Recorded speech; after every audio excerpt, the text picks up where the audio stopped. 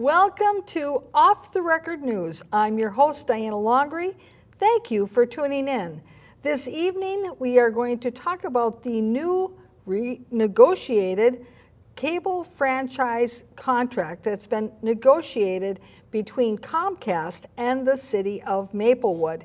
Now, this is a topic that we have been covering to a great extent on and off throughout the last 3 years since Maplewood pulled out of the Ramsey Washington Suburban Cable Commission. And of course, the ramifications of them pulling out of that joint powers agreement rippled through not only the city of Maplewood and had severe impacts upon the residents of Maplewood, but it also had impacts, negative impacts upon the neighboring communities that were part of the joint powers agreement that Ramsey Washington Suburban Cable Commission. As a result of Maplewood pulling out of that joint powers agreement that they had been a member community of for over 25 years, the results were public access TV was eliminated for all residents in the city of Maplewood. So the channels that they came to appreciate where they could watch public access community programming, such as news programs such as ours, or those channels that served the religious community where they could watch their church services, or other community programs that were available for the community, produced by the community. All of that programming was eliminated by the city of Maplewood.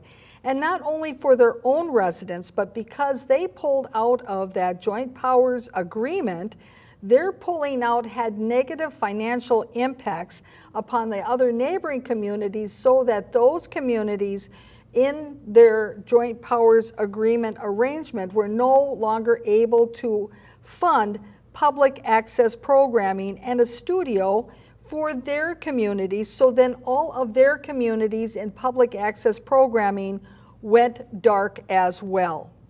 So now we are here with Maplewood, their first shot at renegotiating their franchise agreement all on their own with Comcast. And of course, they had to hire a lawyer for that because they have no skills or experience in how to deal with either regulating cable industry or how to negotiate with them either. So to help me with this evening with our news report is Mr. Joseph Waters, a regular guest and host on this program. Thank you, Mr. Waters, for being here. Well, Mayor, thank you for inviting me. I find this subject rather fascinating. Yes. Well, and of course, you have been certainly not only a watcher of public access TV programming for years and years and years, but you also were the host of your own program. You have come on these programs in the past and other programs as well of other community producers.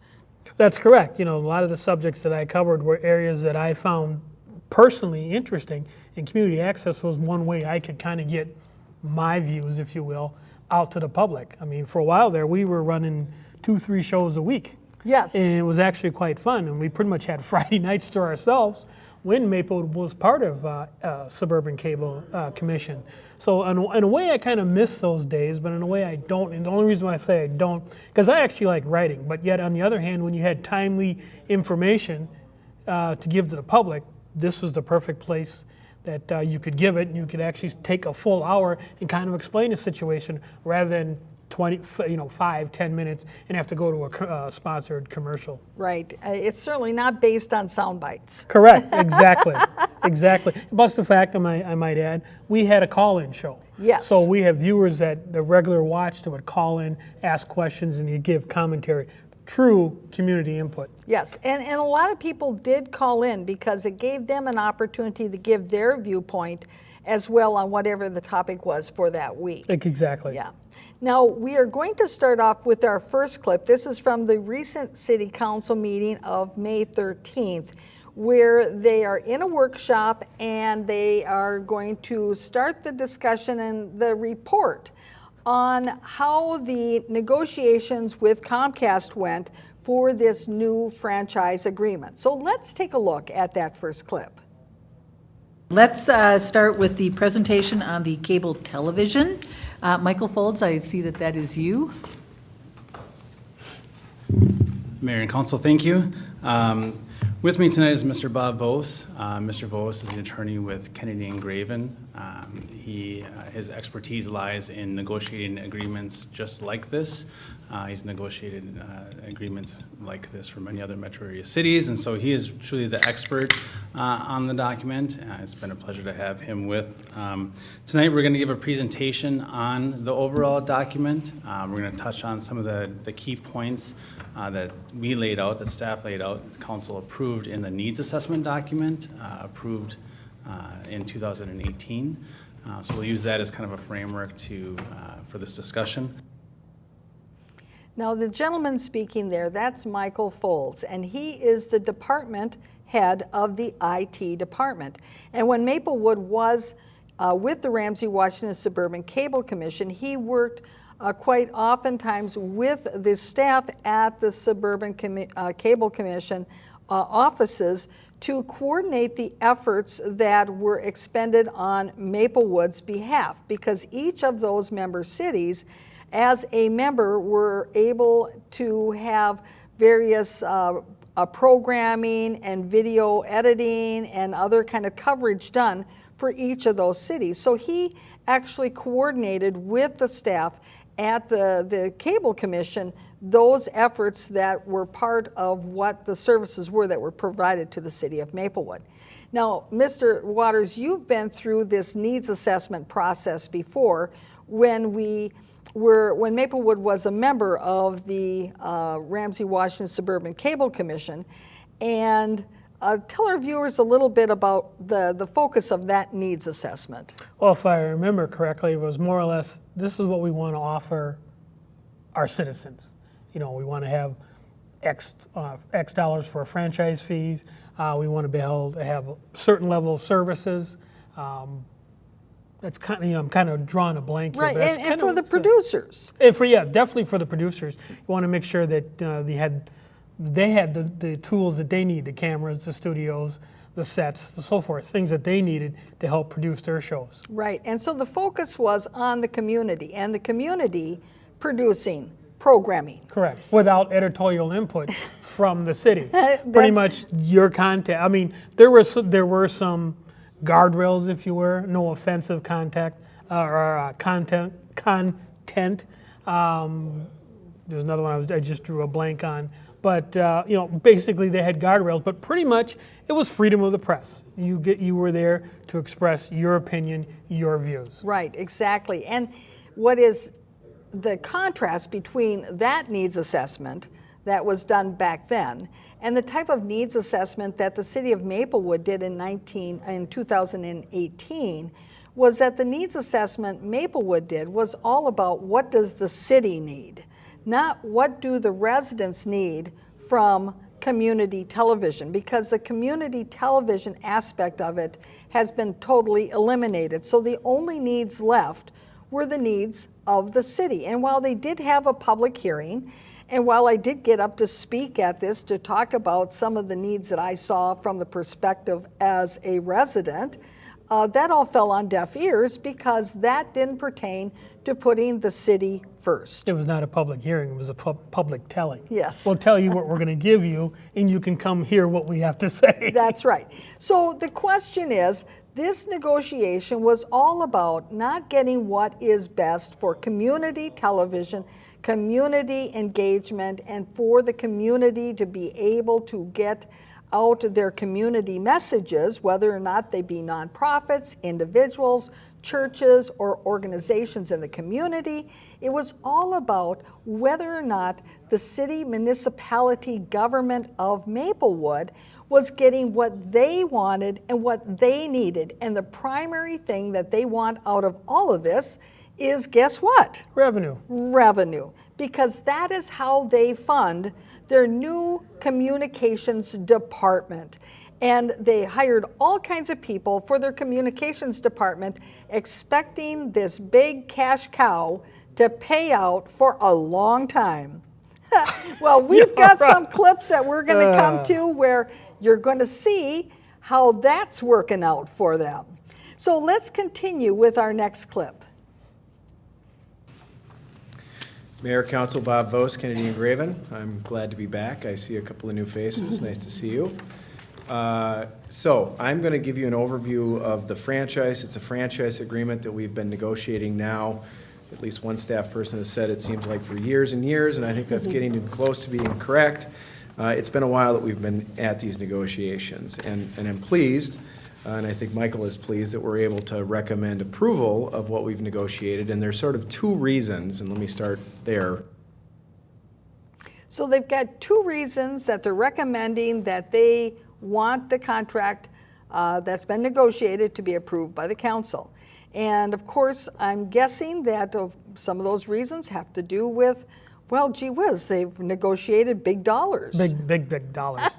And I'm sure one of the things they negotiated, I don't know if we have a clip on it, I know at one point there were what, 8 or 9 channels. And I do remember a couple of years ago, council member, now mayor, Mary Lee Abrams said, well, along with former mayor, now Med Council President Nora Slawick, well, maybe we can negotiate getting some money to give those channels back. And I'm sure that was a revenue stream that they were hoping for that didn't come about. Right. So let's continue with our next clip. Two reasons that we're recommending approval of the document that's in front of you and will be in front of you tonight later. The first reason is the obvious. You set out at the beginning of this process, the council set out what's called a needs assessment in the cable franchise renewal world.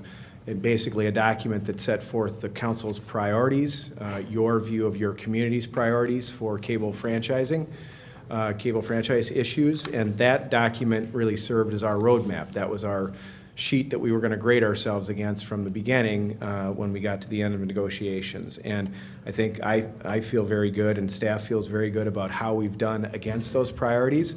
I will say that a cable franchise, although it's an ordinance, you actually adopt it as an ordinance, it is a negotiated contract.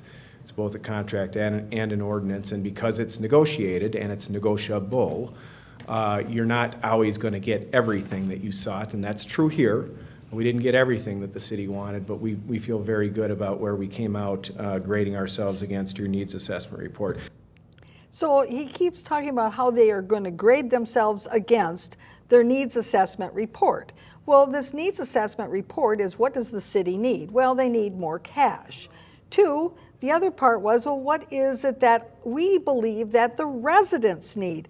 Oh, they need the city to have a communications department so City Hall can communicate better with the residents and tell them the city's story. Now, that's exactly what they've said for these past 2 years. Yeah, usually when I think of the city's needs, or not the city's needs, the community's needs, it's like you have little workshops throughout the city.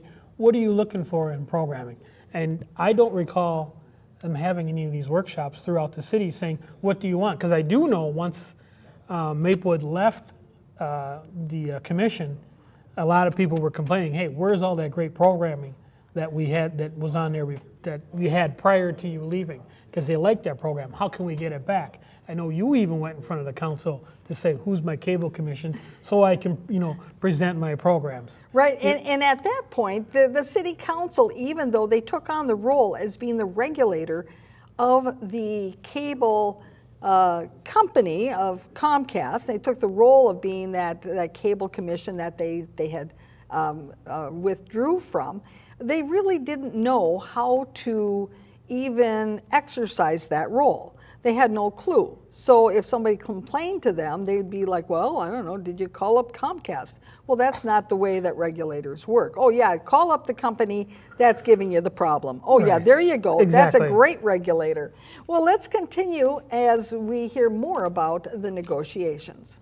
The other reason is maybe not as important, but it's certainly not irrelevant, and that is because I do this kind of work for a number of communities around this metropolitan market. I'm aware of how other cable franchise renewals have come out or are going to come out, appear to be headed to come out with Comcast. And sort of grading us against those other negotiations, this community has done quite well. And just to give you a flavor for sort of the communities I'm thinking about, communities that have done renewals recently that I'm familiar with, I'm talking about Bloomington that renewed its franchise just a couple of years ago, City of Eagan that also renewed very recently, a city of mine that I handled negotiations for, Burnsville, that literally just in the last 2 months completed negotiations. And then other communities that are in the process, Vadnais Heights, Anoka, Ramsey, Champlain, Andover, all of those negotiations. I see where the plane is going to land in those negotiations and feel that we've done quite well. Now, one thing he does not tell the council is that the cities that he has named, they all have basically government-run franchise contracts. Because, for instance, the city of Bloomington, they don't really have a cable commission. It's their city council, and they run it out of City Hall, much like Maplewood does. And they've been doing it since prior to 2006.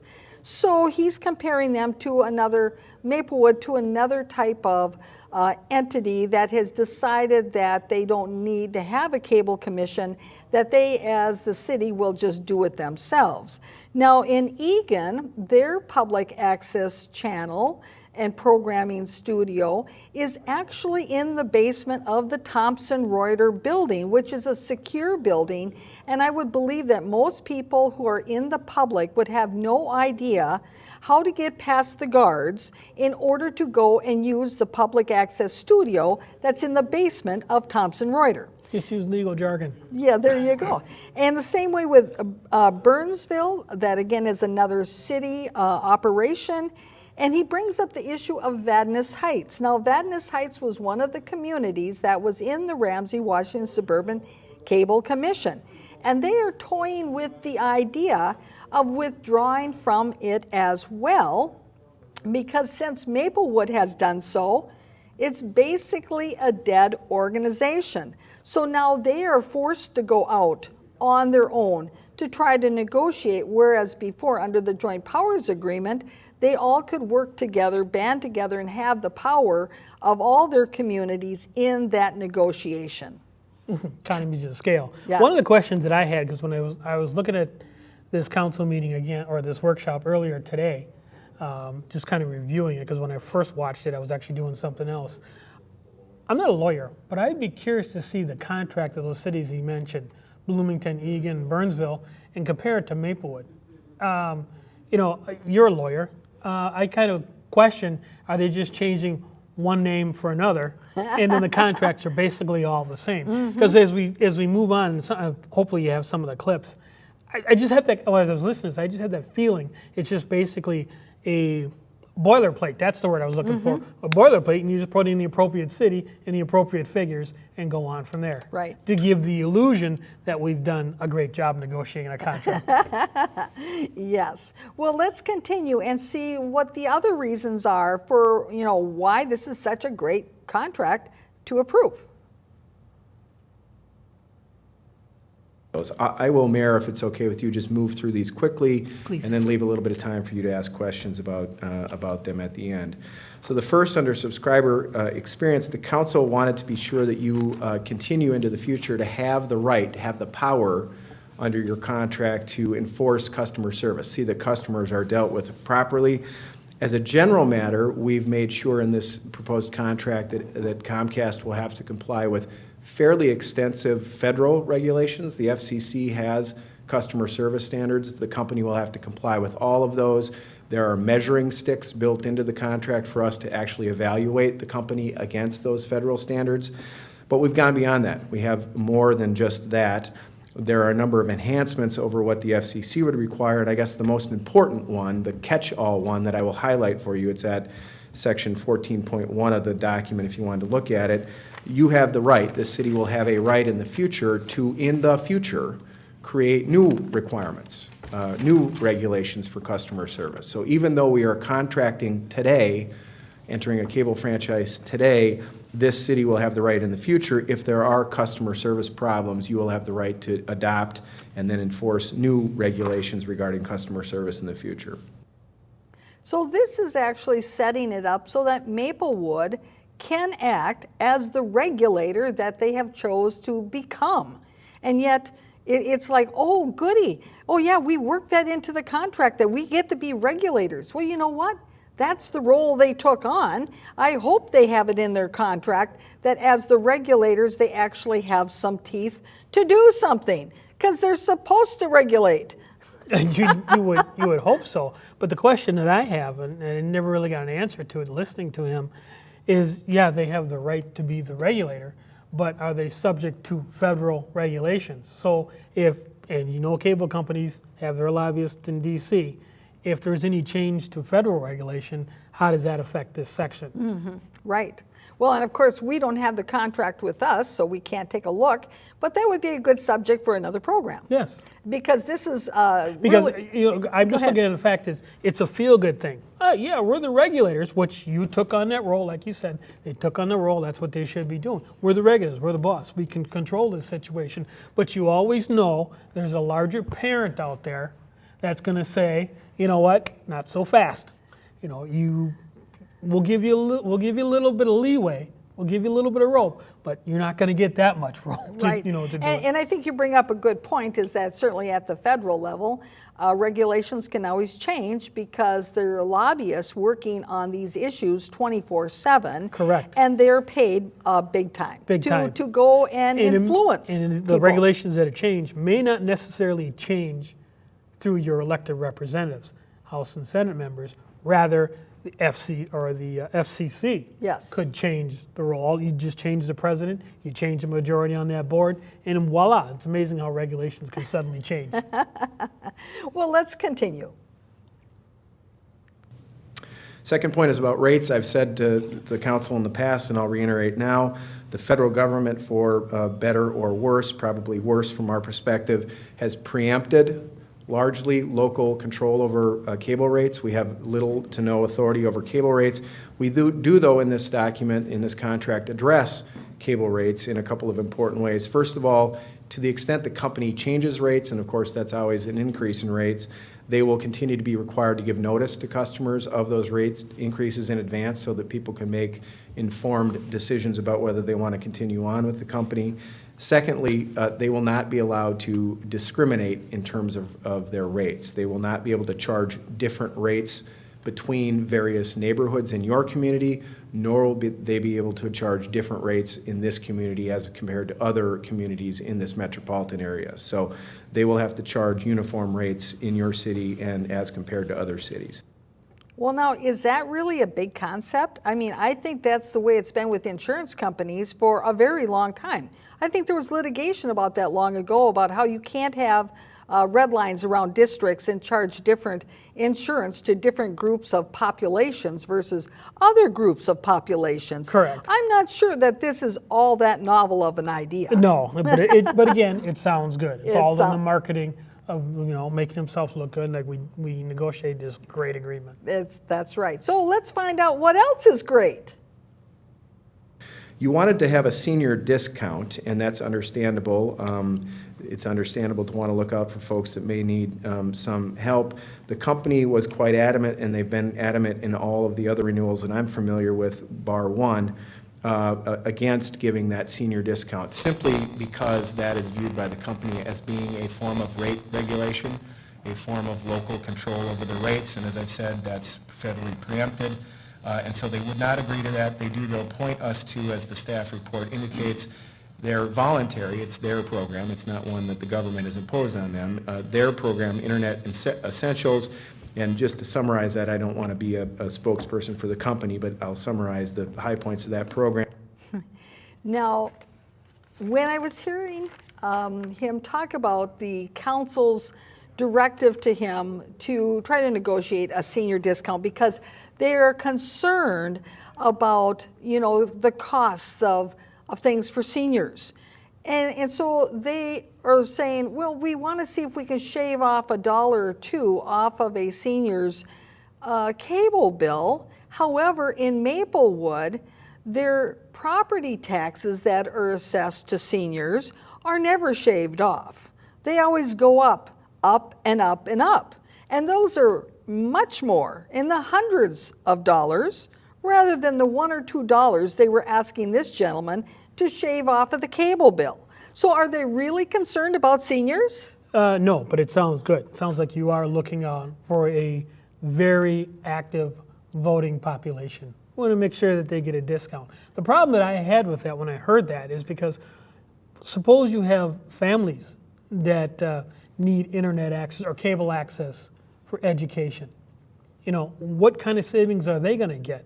I mean, they kind of talk about it later and hopefully have a clip, but what kind of savings are they getting? What kind of discount are they getting? Right. You know, and I think he was going into the idea that they have a program for folks that qualify for certain social programs, or like, say, for instance, food stamps or whatever, that they can then apply for a discounted program that Comcast voluntarily offers. Well, and that's well and good, but there are many people in the community that are somewhere between making too much money to qualify for any of that and not really making enough money to feel like they can comfortably pay for their internet access for their children. Right, yeah. Well, And see, and in Maplewood, because of our demographics and our median income, that sliver of population is actually greater in Maplewood than it is in other communities, because a lot of folks in Maplewood do fall within that sliver of population where they're not qualifying for social programs, but they're not making the same median family income that neighboring communities are, and so they're a little strapped for cash. yeah, I was also going to say too, when you talk about how they shaved that $1 off to save on their cable bill, don't worry, Maplewood will make it up. Again, when you talk about the property taxes going up, they'll find a way to throw on a road assessment onto your cable bill via the right-of-way access. Yes. So yes, you'll save $1 on your cable program, but lo and behold, $1.49 extra will be added to your cable bill that'll be used for improving the roads. Right. And they'll sell it as a good program. Yes. Well, let's continue. Universal service, another thing that was important to the council, and that universal service, to summarize it greatly, is a program that you've had under the prior contract, in the past you've had, that allowed folks to get free community programming channels. So a person that didn't want to pay, didn't want to subscribe for Comcast service, could still get the community programming channels for free without having to subscribe to the service. You wanted to continue that program, and the company has not accepted that in many, maybe any other communities, but they did accept the continuation of that program for those that already have it. In other words, they're not going to continue to make it available, but would continue to let people that have that service continue to enjoy it. And this was always a big benefit that came out of the negotiated franchise agreement through the Ramsey-Washington Suburban Cable Commission. And this is a holdover from that contract, because many communities actually do not have that in their contract. Whereas the Ramsey-Washington Suburban Cable Commission, that was something they negotiated and had in their contract and had for many, many, many years. So if an individual didn't want to subscribe to Comcast, they didn't want to get the internet, they didn't want to get cable programming, they could still get those public access channels, and of which there were 9 to 10 of them, where you could watch the community programming by independent producers, you could watch the religious channels, your government channels, and there was the NASA channel and a couple of other channels as well. So there was really a big benefit to the community. But in Maplewood now, there's not that much purpose to public programming channels, because the only programming that they have is their government meetings. And they promise... Don't they still have the community billboard? Yes, they do. Or bulletin boards. You know, and they promise that they're going to have programming on there, but they never do. And they haven't worked up to it. And their communications department doesn't use their channels at all. So let's continue with our film footage. Lastly, I've already talked about FCC standards. in relation to the quality of the cable system, the quality of the technology that's being provided to you. You currently in this community have a 750 megahertz system. That is state-of-the-art. That's a very robust cable system. It's got to be able to offer at least 200 channels. It will continue to have to do that. But then beyond that, the company is agreeing to both comply with existing current FCC standards regarding cable systems, but also any changes, any augmentations to those federal requirements in the future, the company will be bound to comply with. Okay, so Mr. Waters, let me ask you this. Do you think that that's a big deal that they've agreed to comply with the FCC? Whoop-de-doo. Oh, wow. We're in full compliance with the FCC. Yeah. To me, no. that's a given. That is one of the most bogus things I heard about why you should say that they did such a great job in negotiating a contract, that they got the company to agree that they're going to be law-abiding. Oh, gee whiz. Yeah. Well, of course, if you think about given what's going on today, I mean, why not? Yeah, that's right. Well, let's hear what other bonuses we got in that contract. Moving then to infrastructure, the title infrastructure, INET connectivity, that refers to a thing that we've had here, a right we've had here in the past, to have some fiber connections to government facilities, primarily to be used for originating, sending out live programming, community programming on your PEG channels, but we've also used it for some other purposes.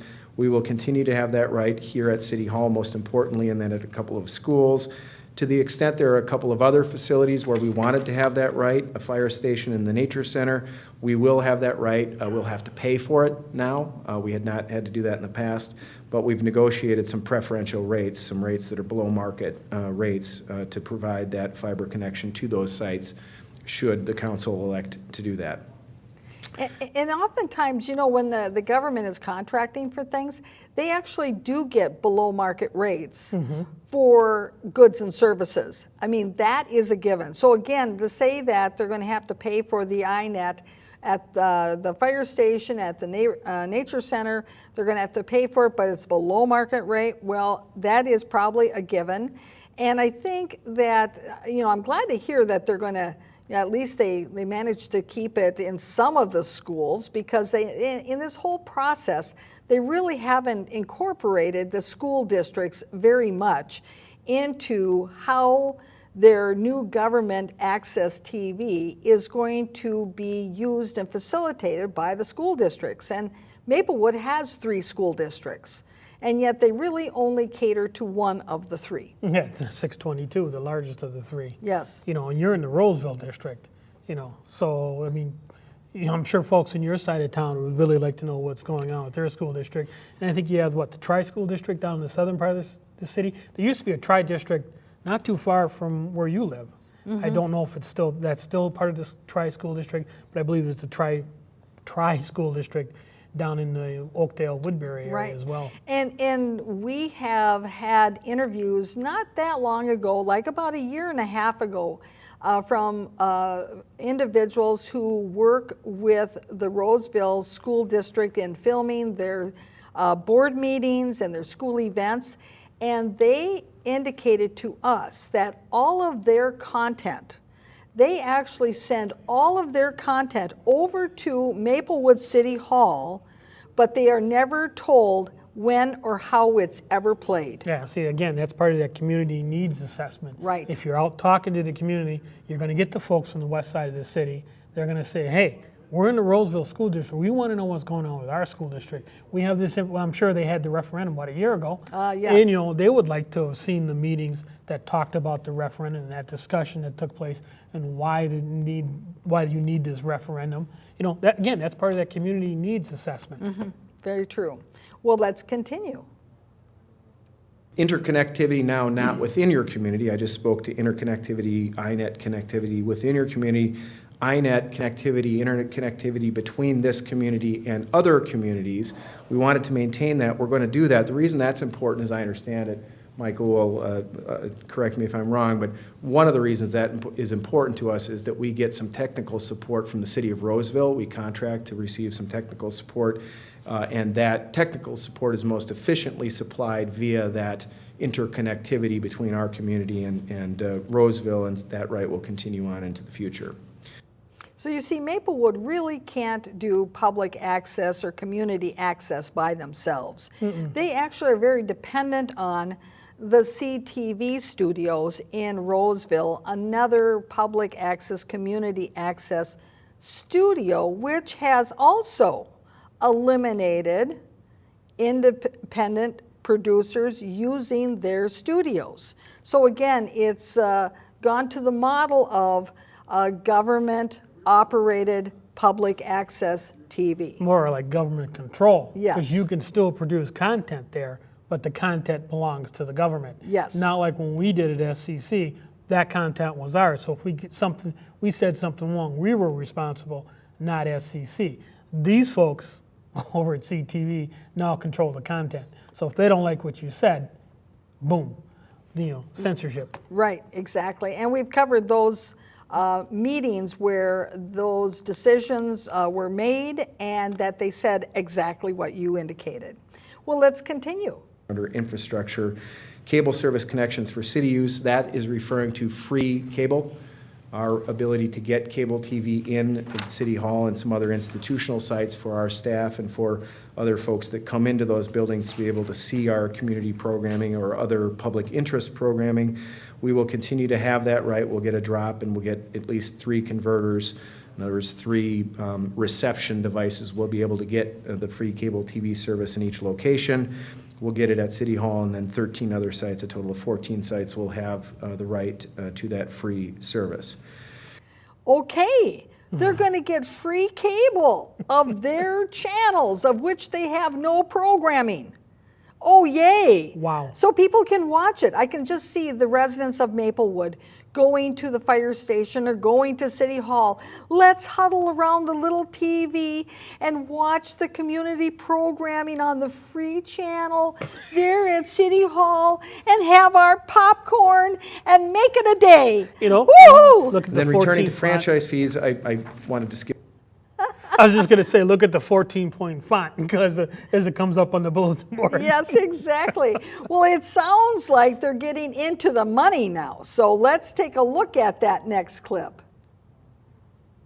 And then returning to franchise fees, I wanted to skip over it because I think it relates to the next topic, PEG access, and generally support, financial support and other support that we're going to get in this community for community programming and other things related. So you see, now we're finally getting down to the brass tacks. So you see, this is actually a technique in sales. Tell the Benefits of the product.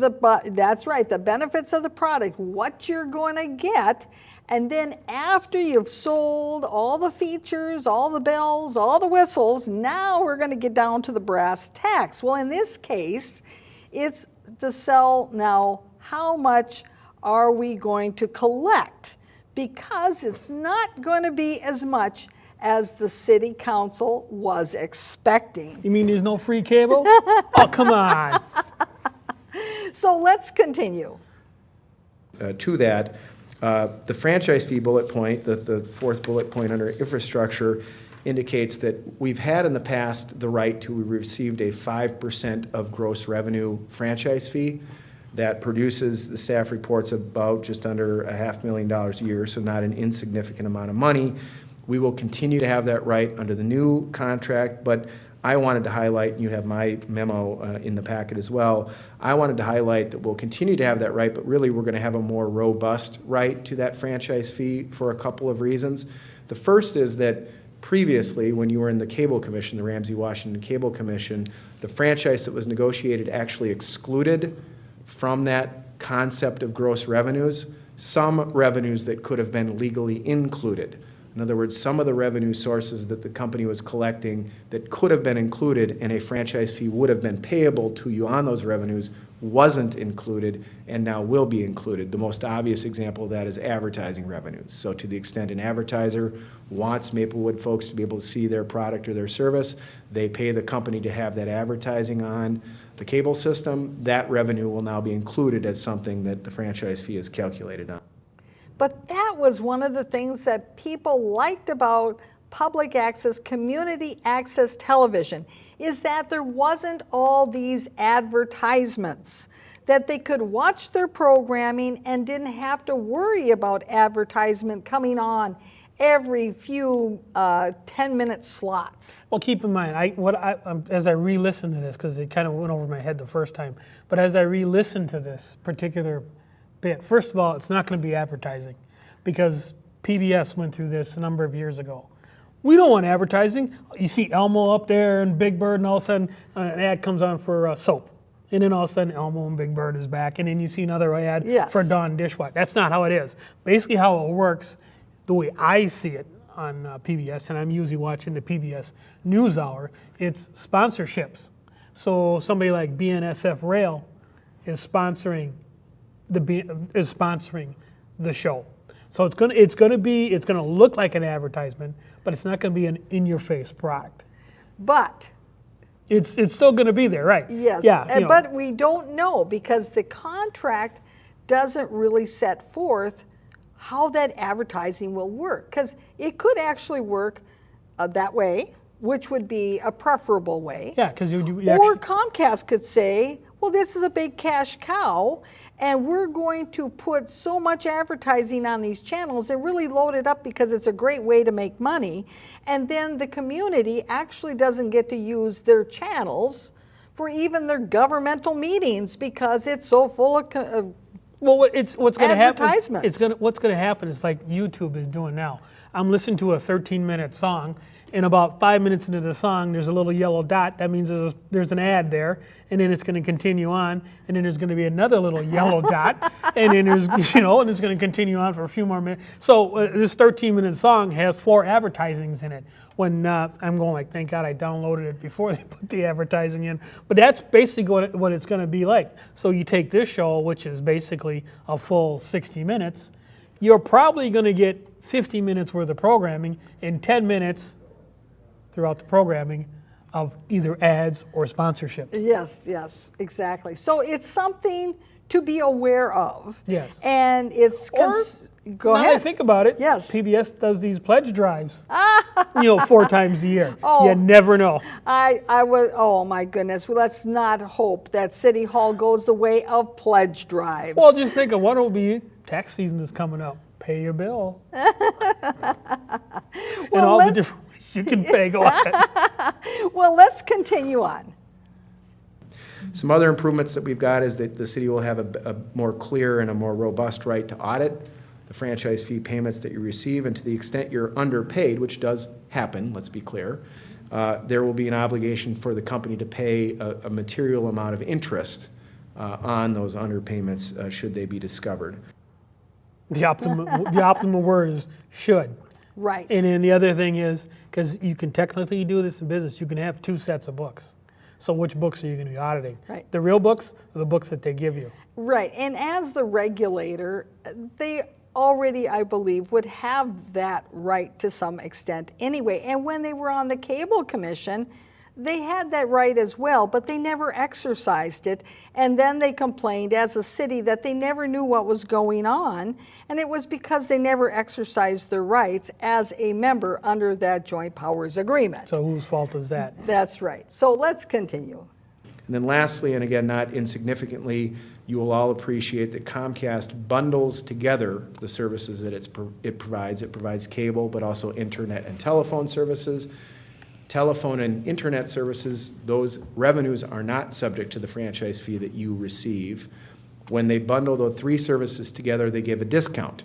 How do they allocate that discount? Do they allocate that discount overly to cable revenues, thus reducing your franchise fee, or do they not do that? Well, this franchise will answer that. That discount will have to be fairly allocated among all 3 revenue sources, and you will not have. So the key word here is fairly allocated. Now, if that contract actually says fairly allocated, that is a very gray area and is very ambiguous, because what is a fair allocation? They should have had it spelled out as to how that percentage would be calculated in that contract, because what is fair to one company may not be fair to somebody else. And the other thing I was thinking of too, Michael Foles talked about this a couple of years ago, when some of the services you get on cable are not subject to the franchise fee or subject to that 5% gross, because I think he talked about some of the premium channels, the Stars networks, the HBO and so forth, which I believe he said is not subject to that franchise fee. So I'm curious if the agreement spells out if the city would be getting a cut, if you will, of those premium channels. Right, that's a good question.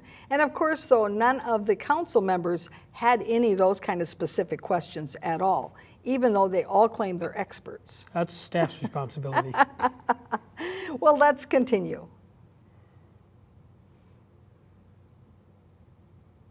To the extent you want to hear about the company's view on that, the company believes that the broadening of the definition of gross revenues alone will add about $30,000.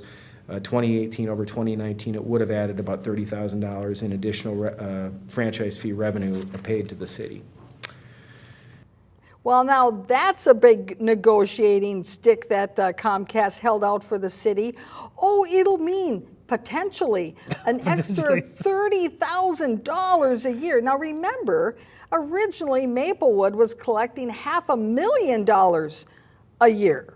So now Comcast is putting this little stick and this little carrot in front of the city. Well, that must mean that's because there's some losses somewhere else. So let's take a look at our next clip. When you were part of the Cable Commission, under the Cable Commission's franchise, you had a right to a lot of channels. And I mean a lot of channels relative to other communities that have franchises with Comcast.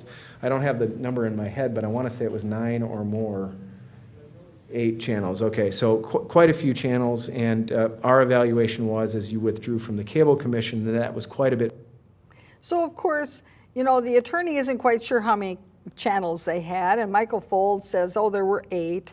Well, I know that we've done these programs and talked about this issue quite extensively. It was actually 9 to 10, because there's a couple of channels that included like the NASA channel, and there were a couple other community channels that was like 98 and in a different range than the channel 15 and 14 and 16 and those kinds of channels.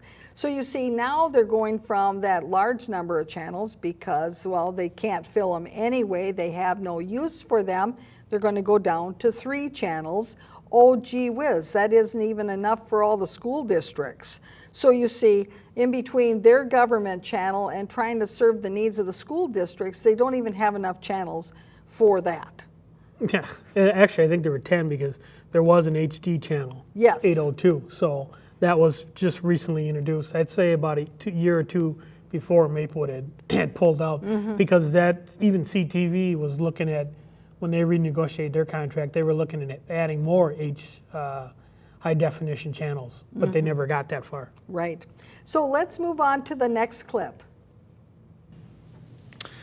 In addition, your PEG channels, your 3 PEG channels will be viewable, will be findable, searchable on the on-screen menu or on-screen guide, just like a commercial channel, just like any other channel.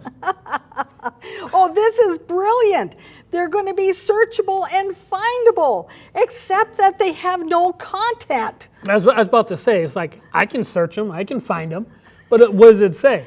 SCC or Cable Commissioner, Ramsey County Cable. That's it. Doesn't say anything else. No. Nothing about programming or what's coming up at this hour or that hour. Didn't even have programming for, or announcements for live programming. Right. And the fact that the city is all agaga about the fact that their 3 channels are going to be searchable, well, they got to get content first, and they haven't got a plan for that. Well, let's continue as we start winding down the show. As far as money, as far as support goes, that obviously was a topic that the council devoted some attention to. The goal, I think, as we understood it, was that the city wanted to see some relief, some reduction in the amount that customers were paying for support for community programming. The amount that's been paid in the past was $3.94 per customer per month. There was a view that that might be a bit rich, a bit high for this community, but you also wanted to make sure that you were not going to underfund community programming and clip the wings of community programming for your community. We've come up with a solution that has the company paying 2% of its gross revenues in support of community programming, equipment, and capital. That equates to, as the memo indicates, about, on a typical customer's bill, that equates to about $1.94 per month. So he's talking about how this new rate is going to be based on a percentage of what a person's cable bill is, and he's pretending that the average person has a cable bill of about $50 a month. Now, you know, I do not really actually know anybody who has a cable bill that's only $50 a month. So when he's saying that, I'm wondering to myself, do any of those council members have an idea of what the average person's cable bill really is? And he said that they were concerned about that they didn't want to clip the wings of public programming. You know what? They clipped the wings of public programming years ago when they left the Ramsey Washington Suburban Cable Commission. There is no public programming in Maplewood. There's only government TV. That's what they've got. Now let's hear a little bit more about those finances. That depends a little bit on the amount of that customer's bill. If you're a very high user of cable TV services, your cable bill may exceed $100. You can get your bill up to $160, maybe a little bit more. And in that case, you would be paying more because the percent of gross revenues calculation turns on how much you as an individual customer are contributing toward those revenues. You'll be paying a bit more than that if you're a real high user of cable, and you'll be paying less than that if you're a relatively low user buyer of cable TV services. And I would say that I think we view that change, the change from a per customer per month fixed amount to an amount that varies depending on how much cable TV you buy, we view that as a positive. We view that as a good thing because, of course, looking backwards, if I'm a low user of cable, I only get basic cable and I only pay $50 a month, that $3.94 that I'm paying is quite a bit more as a percentage of my cable bill than somebody who's got $160 of cable services. So he makes it sound pretty good, like this new system is going to really generate the revenue, that revenue is going to be as high as what they've experienced in the past, so they can still fund their communications department because they've spent every penny of that $500,000 in that communications department. And so it sounds like it's going to be really good. It sounds like it's going to be really good. Yeah, when in fact it's not. Yeah, so let's hear what Melinda Coleman, the city manager, has to say. Sure, but I mentioned comparing how we've negotiated this let's deal go to the next other clip. franchises. I will City Manager Coleman. Thank you, Mayor, members of the City Council. I just want to be transparent in this Comcast new contract with them. This does come at a loss in revenue for us, about $140,000, give or take, depending on where we land with the franchise payments. So it will take a hit to our budget, and we will be working through that as we get into the next budget cycle. But I did want you to all be aware that the numbers aren't going up, they're going down, but we're going in the direction that we were given. Okay. But we are going in the direction we were given. Yes. And just like the lemmings, we're going to go to the side of the cliff and we're going to jump off because it's the right thing to do. It's all land and do it together. It's not like the warning hasn't been out there years in the making. This has been going on for quite some time. That's right. So let's hear the next clip. I will look to Finance Director Paulseth a little bit on some of the projections that she's put together, but I know that we have accounted for a likely decrease in that revenue over the next 10 years, and so I don't know what that is, but we are having that conversation and we do anticipate a reduction. So they're having that conversation, Mr. Waters. They are anticipating there will be that reduction. And yet, you know, they're all just barreling towards the edge of the cliff. Yeah. And because they spent all their money when they created the communications department, that they spent up to that $500,000.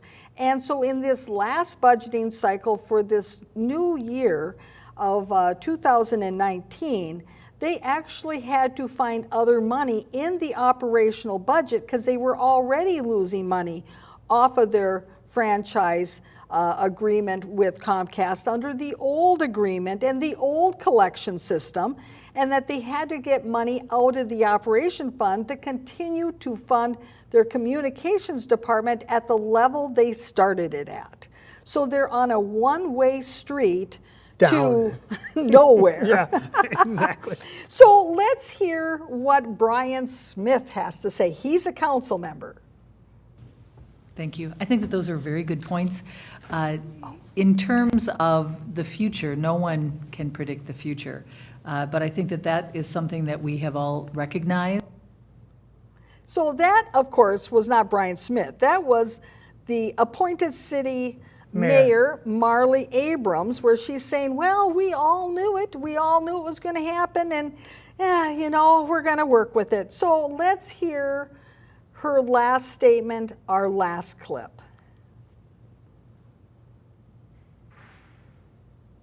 But thank you that you are working with Finance Director Paulseth to kind of keep that in mind so that we can make those kinds of adjustments as we move forward in terms of our communication department. And I think that we certainly are more nimble than cable commissions in terms of their revenues, and I think that we will keep the eye on the ball, as it were, so that we can anticipate. But this was a very good report, and it's really nice to see this coming to conclusion after all of this time. And you know, the goal was really to right-size this for our community, and I think that you've done an admirable job with that.